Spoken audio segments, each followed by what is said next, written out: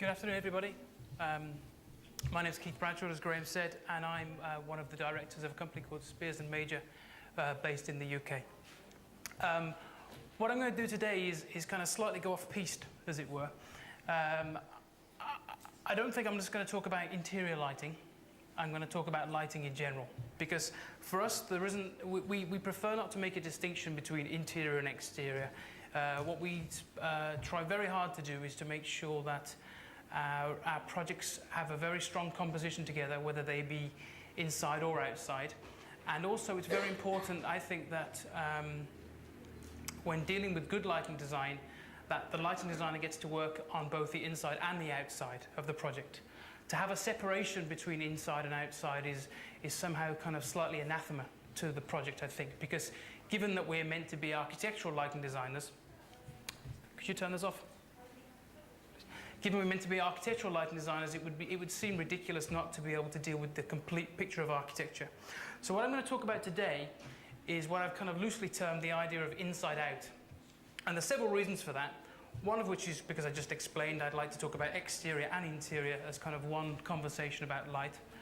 And also I think that we are kind of in changing times at the moment, where it's not possible anymore to just assume that lighting the exterior of a building as a statement to either reveal the building or to make a statement for the brand that owns the building and just to show off is not really acceptable anymore because of energy.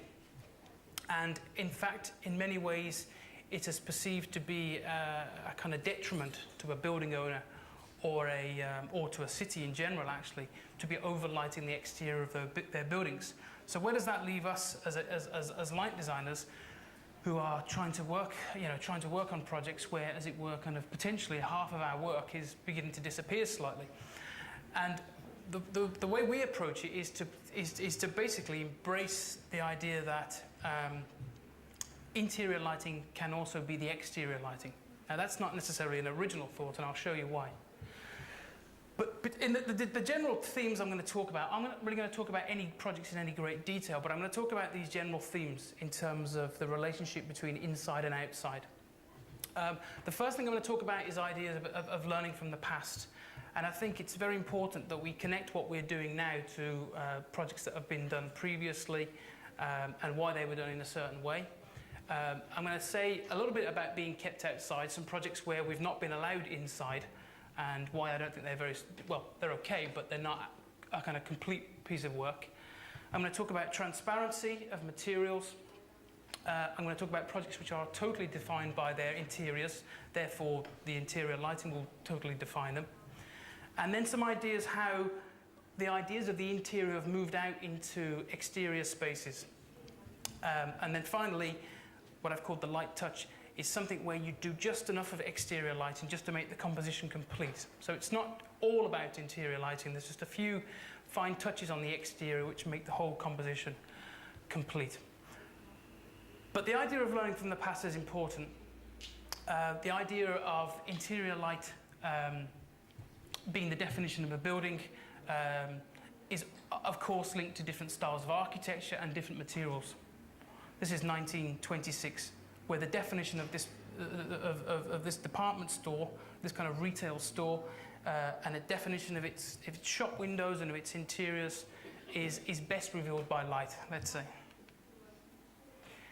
The Maison Vert is a project which most of us will know, where effectively the quality and the composition of interior lighting and the intensity of light on the interior is what defines the exterior facade. So in a sense, you can't design the exterior of this building without having an understanding of the interior. The Seagram Building is a seminal piece of work by Mies van der Rohe working with Richard Kelly, which is all about the definition of the form from interior lighting. And there is, apart from just the kind of the entrance experience, there is of course almost no exterior lighting at all. And it's a very, very clever piece of light design, because the intensity of the light around the edge increases gradually through the building to accentuate the sense of height. So this is a lighting designer working with interior light to define the exterior of their building. So what I'm talking about today isn't a revolution in some ways. And much more recently, this is the Sendai Mediatek which was done by the Japanese light designer Karamende, where the beautiful treatment of interior lighting creates a fantastic picture for the exterior. So this idea of being kept outside is something I just wanted to touch on before we started. This is a project we did now 15 years ago, and our company worked on the exterior lighting, and another UK company called Morris Brill Lighting did the interior lighting, which I'm not going to show you any pictures of today. But there is a complete disconnect between the exterior image and the interior image of the hotel. This is the kind of the iconic shot. You know, the symbol is a very important symbol, a tourist symbol in Dubai. It changes colour, it does all of those things that it's meant to do. But there is absolutely no conceptual link between interior and exterior, which I think in some ways is a weakness in the project. A completely different kind of project where we were asked to light the exterior of some an old steel plant in the US called Bethlehem Steel, and we were allowed to use animated light to kind of tell the story and the kind of the color change from blue to red of the coke smelting process. It's a strong and obviously a very impressive image. It's very important for the city because it brings these historic monuments back to life. But there is a whole other experience to be had in this project, which is the interior museum and what have you, and we didn't work on that. Now, this for me is not me talking in the sense about a land grab by any means, to say one light designer should do the whole project, but I think it has to be thought about that the relationship between inside and outside is part of one concept in a way. This is a fairly bold statement that I think I wanted to make. The idea of transparency is important because we hear the word transparency a lot used in architecture, and lots of materials are selected which are transparent in some ways. But I think that actually, by the nature of the way a building looks at night, you can reveal more about the inside from the interior lighting than you can by day. And a good example of this is a project we did a number of years ago, 2005, in Copenhagen. And the concept of this building was very much about, you can barely see it, I'll show you more in a second, but inside of this mask is a timber box, and that timber box is the auditorium. It was a very important architectural concept that you could see the timber box. There's some skylights above the timber box inside, but as you can see, on a fairly typical day, with a little bit of kind of westerly light, the facade of the building is lit stronger than the inside. You can't see inside. It's as if there's a mask. And what we were able to do at night was to tell the story in a better way in some ways, in a more true way.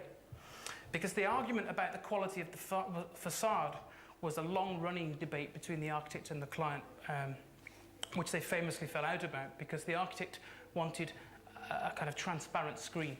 But having said that, even a transparent screen is going to reflect the rest of the city and the sky and isn't going to allow your eye necessarily to be drawn through. So in many ways, the treatment of the interior lighting makes the architectural concept more complete.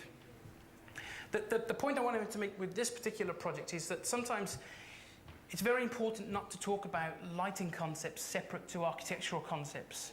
I think we've all seen evidence where a lighting concept has been brought on later than the architectural concept, and the two don't necessarily always fit together. So we work very, very closely when we conceive of our designs in collaboration with architects and designers to understand what is the building about and what are the kind of the key moves. And those are very influential when we, start to work about concepts. And again, just an old kind of reference, the way that building looks by day and by night is completely revealed by the interior lighting. So you get transparency, silhouetting. We spent a lot of time studying this. This isn't done by accident, just throw lots of lights on inside and see what happens.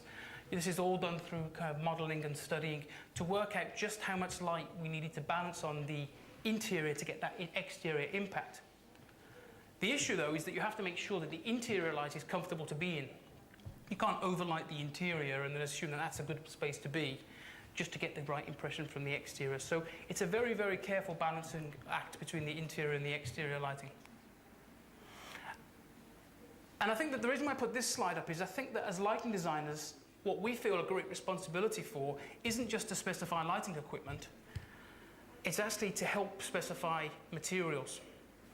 Because it's very easy to say it's a glazed facade, but the nature of the glazing and how that works and how that allows views through and similarly views out is very important to the overall impression of the building. And we do spend a lot of time testing materials and trying, through kind of careful kind of manipulation, trying to manipulate materials when we work with architects. Because if you get given a kind of preconceived idea that the floor will be white, the walls will be black, and it's a glazed facade, that doesn't necessarily work in terms of the overall concept of the building that we're maybe trying to kind of create. So the finish of materials, the color of materials, and reflectancy and filtering of glass is a very important part of, I believe, the job of a light designer. This is a project which is, in many ways, it's a very glamorous shape of a project. This is what's called Swiss Re.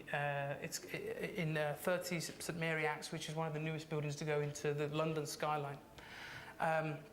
I'll show you some real pictures in a minute, which you might recognise more than this drawing, but it's a very, very simple diagrammatic building. And it wasn't, because of the planning restrictions in London, it's not meant to be a luminous beacon in the city. It's meant to just kind of bed down nicely into the other tall buildings that are around.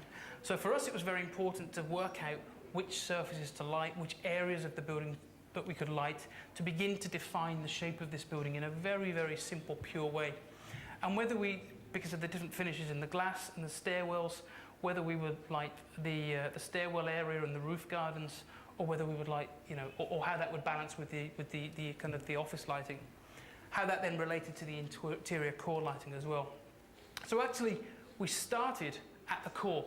What I mean by core is, of course, elevators, shafts, and staircases, and what have you.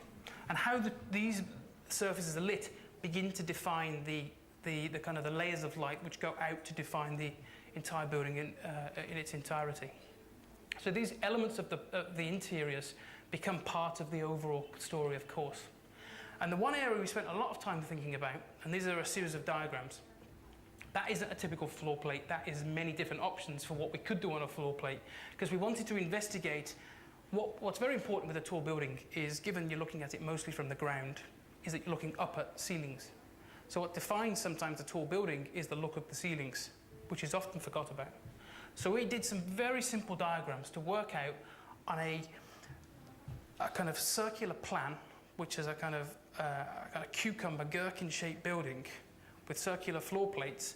What is the right kind of light source to use? Now, just in simple terms, this isn't rocket science, but it needs to be thought about. Which light, should it be linear?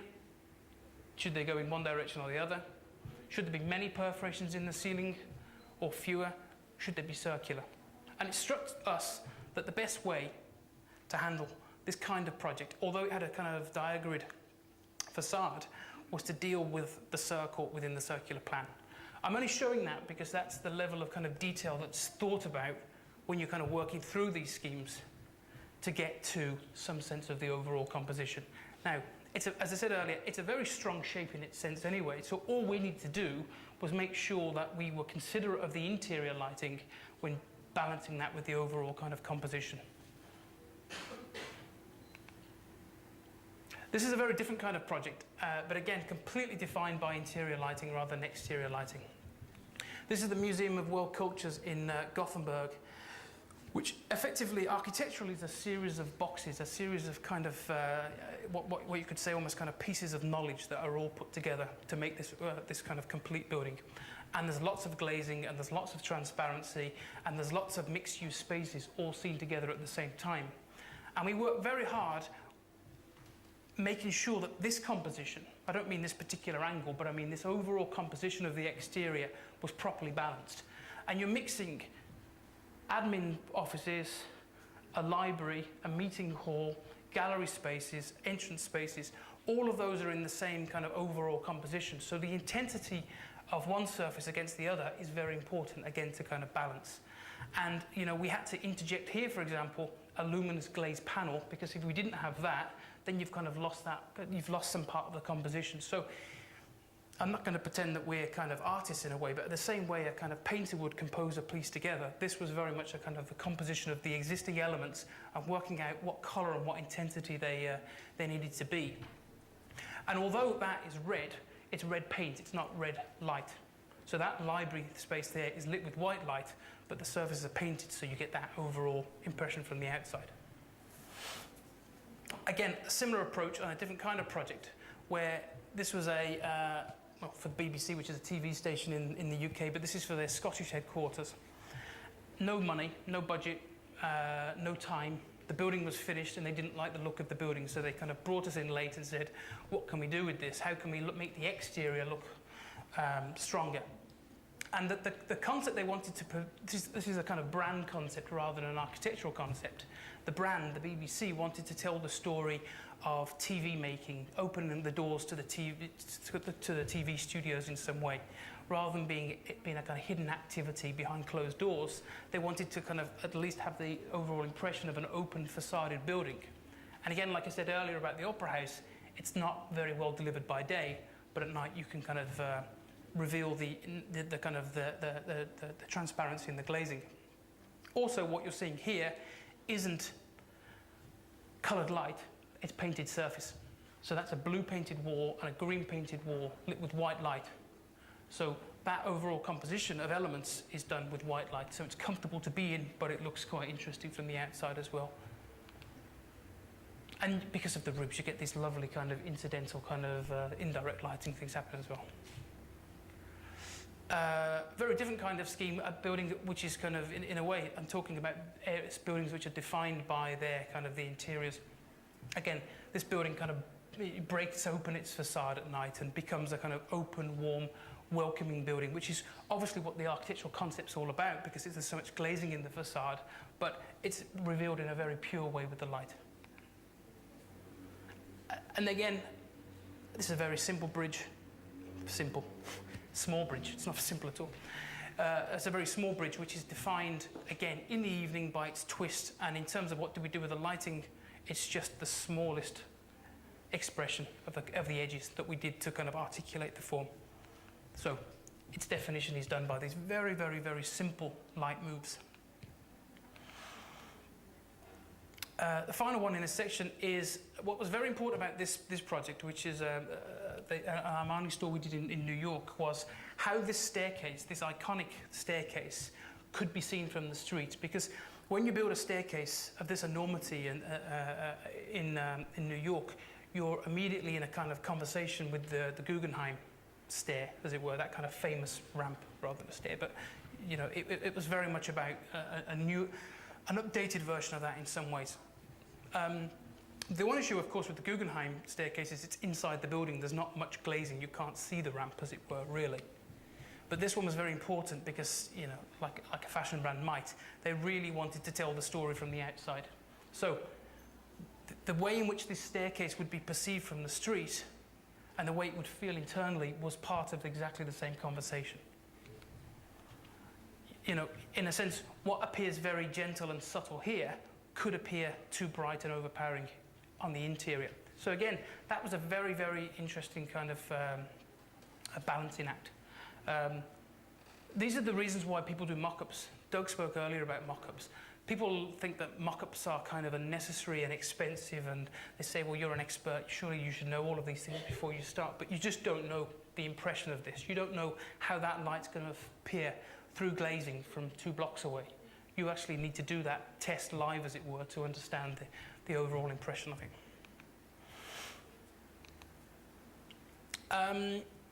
Moving out. Now, what I wanted to talk about there was ideas which start in the building and go outside. This is the Qibla wall of a mosque that we did in Abu Dhabi, which finished 2 or 3 years ago. I say finished, I mean it never will finish, but it kind of more or less finished for us. And what we wanted to do was make sure that all of the lighting started at the Qibla wall, the kind of the core of the building, and then everything we did outside of that was a kind of framing activity in many ways. So you've got an enormous 25 metre by 25 metre tall wall with integrated fibre optics into it. A kind of fairly ridiculous idea, but you know, actually delivered in a very, very pure way. There's 20 kilometres of fibre optics built into the wall. This is a detail of how the gold inscriptions are lit. So what you're actually doing is you're looking through a hole in the white marble to a gold curtain behind, which is lit with a fibre optic tilt. That's a 45-degree quadrant, which is tilted a further 16 degrees, 1/6. It wasn't 15 and it wasn't 17 because the focal point had to be absolutely perfect. I mean, you're at the point here where you're kind of almost beyond the tolerances of the normal construction process, actually, because in a way that, you know, making the steel work for this wall flat over 25 meters is almost impossible. But we know exactly how we wanted this to be focused and to be adjusted. And of course, you can see a little screw here, just so you can adjust that up and down, because we wanted to get the perfect impression of this being illuminated from within. So in a sense, the idea is that the light comes from inside of the building. This isn't applied light, this is luminous surfaces, really. I don't expect you to see what that is, but basically, again, a whole series of mock-ups and 5 or 10 different layers of drawings to make sure that we could deliver this, not just in terms of a single mock-up, which was only about 5 meters square, but you could actually do it over a 25-meter square surface. And then similarly for the white line, the cold white line you were seeing, which was an edge glow fibre wrapped all the way around, the exact setback, it was all thought about. But it was to deliver, in a sense, a very, very pure idea. And then as we go out from the main prayer hall, from the Qibla wall through the main prayer hall, and I'm not going to talk about the whole project in detail, but as you kind of go out further and further, you begin to reveal more and more of the surfaces. It's very much based on this idea of integrated luminous surfaces rather than applied light. And then the overall composition of that then begins to have a impression in reflecting pools. Now, another thing, this reflecting pool was an idea that we had, which we'd used previously on another project, where you, in a sense, a very shallow black slate pool doubles the impact, kind of creates this sense of kind of a kind of greater hole than the building itself, which is very important. And then when you begin to stack this together on a massive scale, nice things begin to happen. The exterior lighting of this is a whole nother conversation that we're, you know, if I was in the other room, maybe I'd talk about, but this is as far as I'm going to go with this. A completely different project, but again, an idea where the exterior was defined entirely by the interior.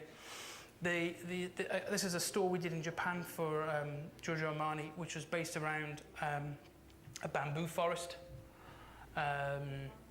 Not that original, actually. I mean, it sounds like a great European idea to do a bamboo forest in the Far East. As somebody said, it's like a Japanese architect doing a spaghetti building in Italy. But anyway, the way in which it was handled was fairly nice. Lots of bamboo, lots of silhouetting, and this motif, which was very strong, of the bamboo leaf in the ceiling, became a very important factor in the project.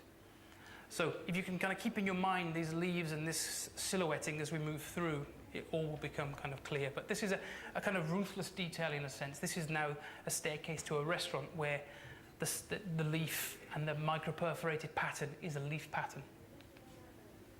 The scaling of that leaf pattern then becomes a micro-perforated screen, which is then backlit. So the story of the motif of the bamboo runs all the way through. Of course, we're still providing the right kind of lighting for the store or for the restaurant, but it's a very, very strong concept.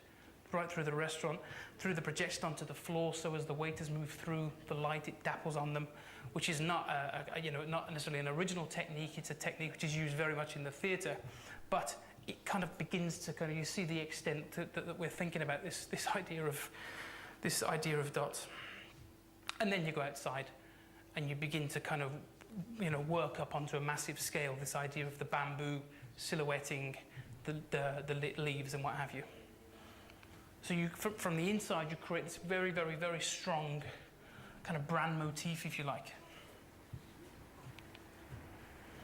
Again, this idea of moving out is important because I think that some spaces aren't inside and close the door and, lock off the exterior experience.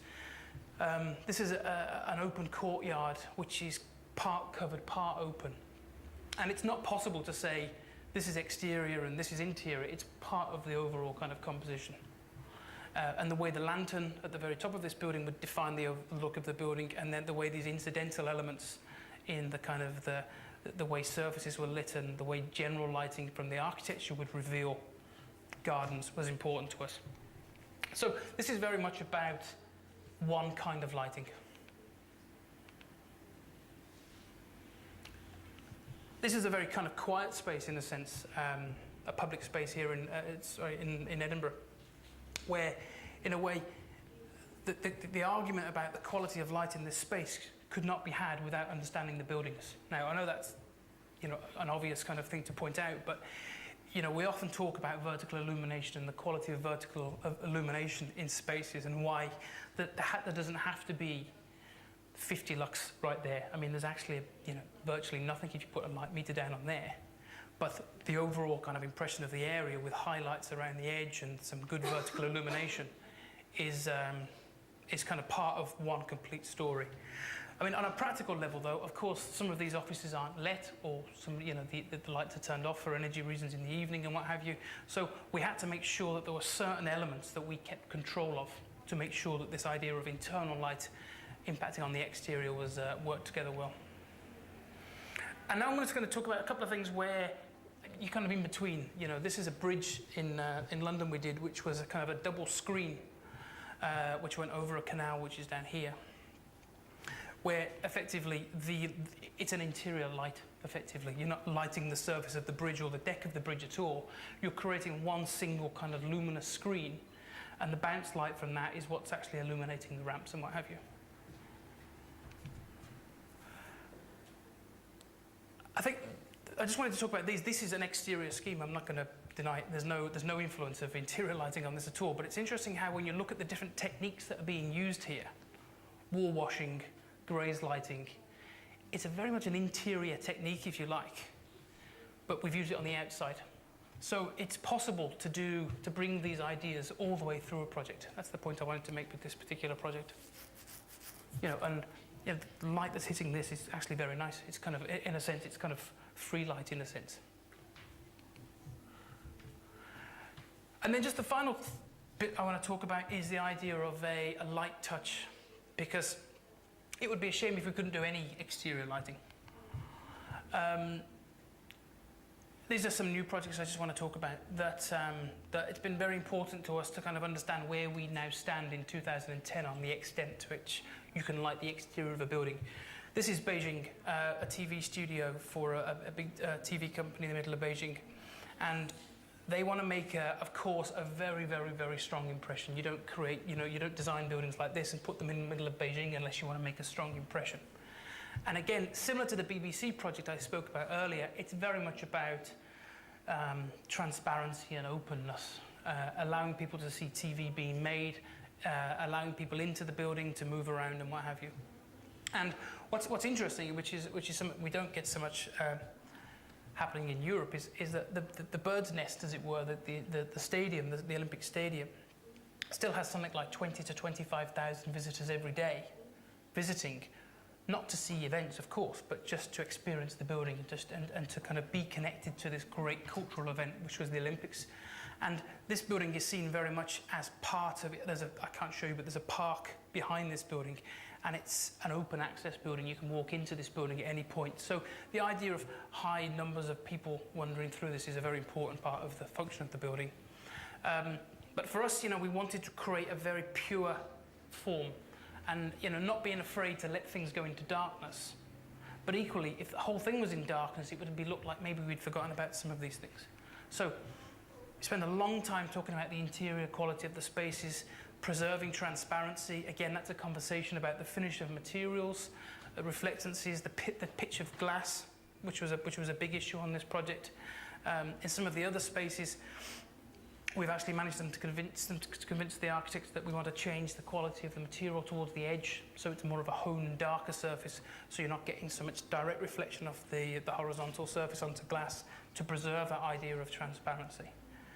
And then what this is, this kind of golden light, which moves to a kind of warmer light in the center, is nothing more complicated than the brand of the TV studio, which has a kind of two golden phoenixes going together.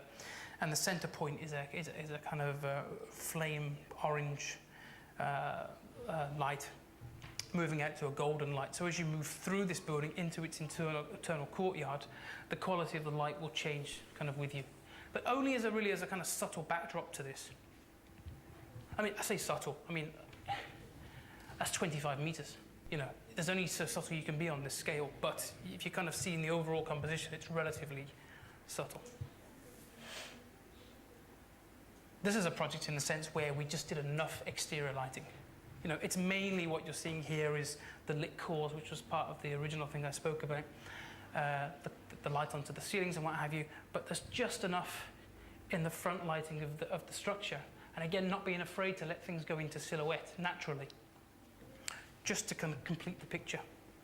I shan't go back, but the picture I showed of the staircase in New York was a very interesting one, because when to get a very interesting form like that, the first temptation is to try and find some clever way to light it from multiple different angles and to create all sorts of kind of different approaches that can reveal the form of this building.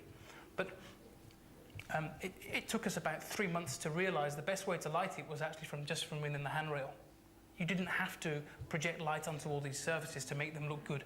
They look good anyway. All you need to do is use the handrail of this within the staircase, and the natural interreflection and silhouetting and what have you will reveal the form in a very pure way anyway.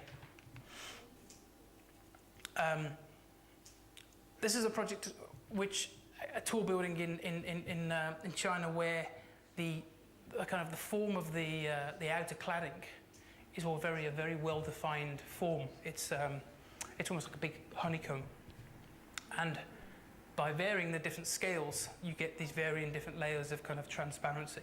So you could say that in a way that forget exterior lighting, just the form of the building, just from within, just the internal light, is quite a strong move anyway. But rather than just do a small area, we wanted to kind of model this whole building and get some sense of how it might look just with interior lighting on. But for us, we wanted to tell a different story here, because the idea was, in a sense, to show that this building had it's almost got a kind of a whole series of ambitions. This building, one from being a kind of 350-meter tall, proud icon for a steel company whose base it will be. Another one is to symbolize the kind of regeneration of this particular part of the city, which is a city called Tianjin, which is just outside of Beijing. And the other story they wanted to tell was that they were energy conscious, and those are kind of dangerous words, energy conscious. And it struck us that actually, if we didn't have some form of exterior lighting and play with the exterior lighting, we couldn't tell that story properly. So this is what we're proposing to do. Now, it's basically an animated lighting scheme. Now, it's very much about the idea, because given this is a honeycomb, we wanted to create, in a way, a kind of swarm of light. A light that would move around the building and reveal parts of the building and then flash down to different areas. Of course, on kind of celebration days, it can change colour, but we're not talking about a multicolour light changing scheme here. It's just a different kind of tint for a kind of a worker's holiday or what have you. But the idea of the swarm also fitted very much into the idea of a finite amount of energy in the exterior lighting, as it were, that was being moved around the building. So as it were, you're not turning more and more lights on, you're just moving the power around the building to keep the form well revealed, but at the same time not kind of using a vast amount of energy. And we felt that by doing that, you were actually telling the story of energy usage better than not lighting it at all. So, just in kind of summary,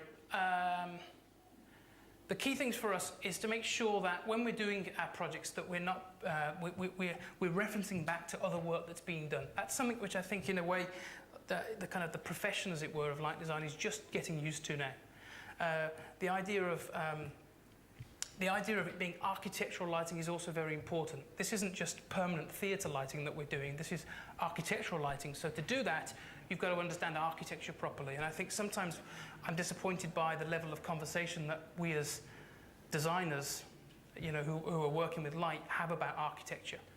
And their understanding of architecture can be sometimes, kind of quite limited. And you're expecting somebody to take a hole in, you're going to drill a hole in an architect's building. You've got to be able to articulate to them properly why it improves their building. So we put our work in the kind of the context of other work that's been done to help us with that. This idea of being kept outside is something that we're kind of just keen not to do. If somebody says, will you like the exterior of this or the exterior of that, we always try to do a land grab around the corner and say, well, actually, if we do the inside, it's a complete piece. That's not just for financial reasons, that's also to kind of get the whole kind of piece, because if you've ever been involved in a project where you're only doing the interior or only doing the exterior and somebody's doing something on the outside of it, it just gets complicated. Transparency is a conversation about materials. It's connected to this idea of architecture, not being afraid to talk about materials and the change of materials and the change of finishes. Because in a way, we're reliant on the quality of materials to make this, make kind of lighting concepts, architectural concepts work properly. That very much links into the idea of interiors being, you know, defining themselves through transparency and open spaces and views through and what have you. But I think the idea of the defined by the interior is also important, because what I said earlier about this idea of composition is very important. It's not just about a great detail here and an okay detail here. We have to kind of keep the overall picture kind of in shape. Concepts which are learnt on the inside can move outside. That's not rocket science, it seems natural, but don't have an exterior concept and an interior concept. Make it one kind of principle. And then, as it were, for us where we are right now is making sure that if we do exterior lighting, we're doing it for very, very particular reasons, and we're kind of, as it were, just kind of complementing the overall picture. So, that is my inside out story.